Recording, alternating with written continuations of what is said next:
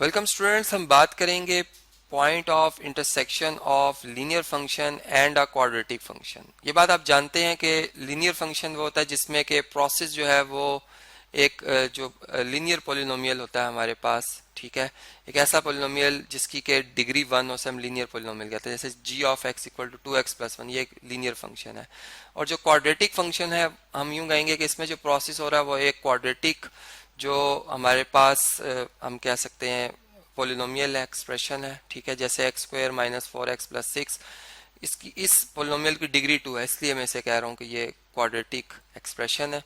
तो ये quadratic function है। अब इस क्वेश्चन से हम इस बात को समझते हैं कि जिसमें कहा जा रहा है कि find the point of intersection of the functions. ये दो फंक्शंस गिवन है।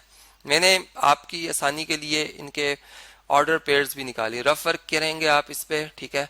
मतलब आप x की वैल्यूज को 1 बाय 1, इसमें x चूंकि डोमेन का एलिमेंट है और इसमें भी x डोमेन का एलिमेंट है, आप 1 बाय 1 पुट करते जाएंगे। आपको जैसे देखें, अगर मैं -1 इस फंक्शन में लिखता हूं तो -1 का स्क्वायर +1 आएगा, फिर -1 -4 से मल्टीप्लाई होगा, +4 हो जाएगा, तो 4 और 1 ऐड होकर 5 और 6 11, तो ये 11। इसी तरह ये सारे मैंने ऑलरेडी पहले से ही फाइंड करके रखे हुए हैं। जो पिंक कलर में जो ऑर्डर पेयर्स है बॉक्स के अंदर वो बेसिकली लाइन के हैं, ठीक है।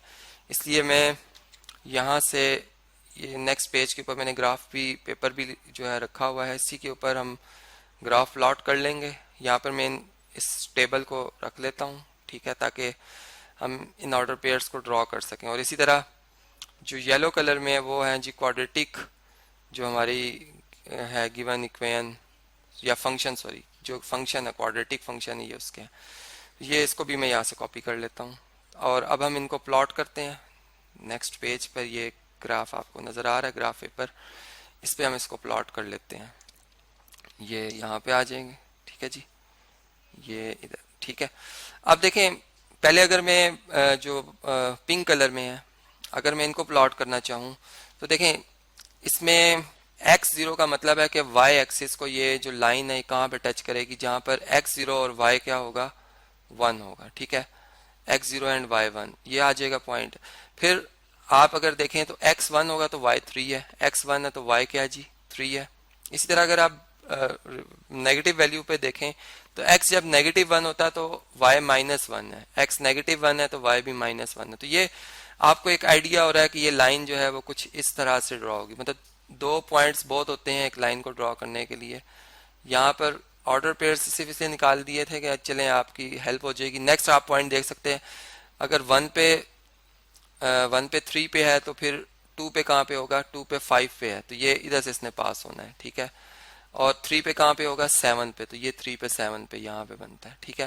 तो ये लाइन इस तरह से कुछ मतलब गुजरी, और इससे हम प्रिडिक्ट भी कर सकते हैं कि नेक्स्ट ये कहाँ से गुजरेगी, मतलब कौन सी एक्स की और कौन सी वाई की वैल्यू होगी। इसी तरह येलो कलर में जो ग्राफ है उसको मैं ड्रॉ करता हूँ, ये तो लाइन का हो गया। अब इसमें देखें जब x -1 है तो y कितना है, 11 है, ये पॉइंट हमें मिल रहा है, ठीक है, ये पॉइंट मिल रहा है। x नेगेटिव x0 होगा तो y 6 है, x0 y 6, ये पॉइंट आ रहा है x0 y 6, ठीक है। इसके बाद x1 होगा तो y 3 होगा, x1 है और y कितना है, 3 है। इसका मतलब ये पॉइंट इन दोनों में कॉमन है, x1 और y3 वाला, ठीक है। इसको मैं ग्रीन कलर में जो है वो मार्क कर देता हूँ, ठीक है। और इसके बाद अगर आप देखें तो जब x2 होगा तो y भी कितना है, 2 है, x2 y भी 2, तो x2 और y भी 2, जबकि x1 था तो y 3 था। अब x3 होगा तो y भी 3 है, ये x3 है और y भी 3 है। और इसके बाद अगर आप देखें तो x4 y 6, x4 और y 6 यहाँ पर आ जाएगा। और नेक्स्ट अगर आप देखें x5 तो y 11 है, x5 यहाँ पे बन रहा है और y कितना बन रहा है जी, 11 बन रहा है, ठीक है।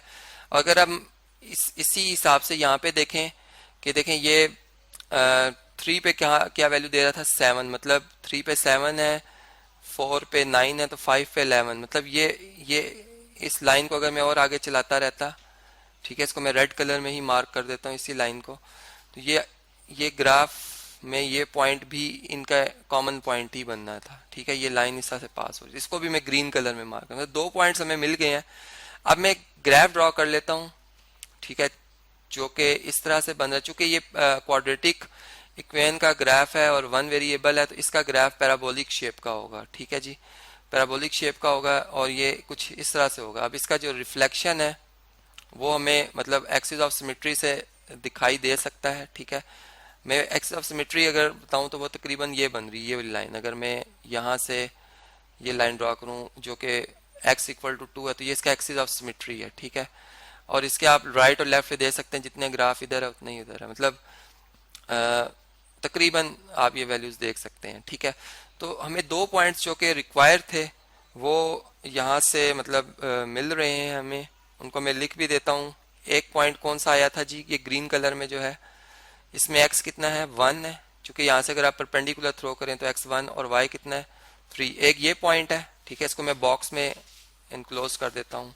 और जो दूसरा पॉइंट है वह है x 5, ये देखें ये वाला पॉइंट जो ग्रीन कलर में है, यहाँ से अगर मैं परपेंडिकुलर थ्रो करूँ तो ये x एक्सिस को 5 पे आके मीट करता है। ठीक है, ये मतलब स्ट्रेट रहेगी लाइन। और यहाँ से अगर आप y एक्सिस के ऊपर इसको ड्रॉ करें परपेंडिकुलर को इसी पॉइंट से, तो ये 11, तो ये आपको 5 और एब्सिस और 11 ऑर्डिनेट ये दूसरा पॉइंट मिल जाएगा। तो अगर मैं इनको चेक भी कर सकता हूँ, मतलब मैं एल्जेब्रिक जो मेथड है उसके ज़रिए हम वापस इन वैल्यूज़ को अगर गिवन फंक्शंस में दर्ज करें तो आप देखेंगे कि ये दोनों इक्वेशंस, मतलब इसको g ऑफ x को अगर मैं y अगर कह रहा हूँ कि y इसकी अगर x अगर डोमेन तो y रेंज है, तो इसको हम लिख सकते हैं y equal to 2x plus 1, और इससे हम लिख सकते हैं y is equal to x square minus 4x plus 6। तो आप देखेंगे कि ये दोनों ही पॉइंट जो मैंने अभी बताए हैं आपको, ये इन दोनों इक्वेशंस को सेटिस्फाई करेंगे।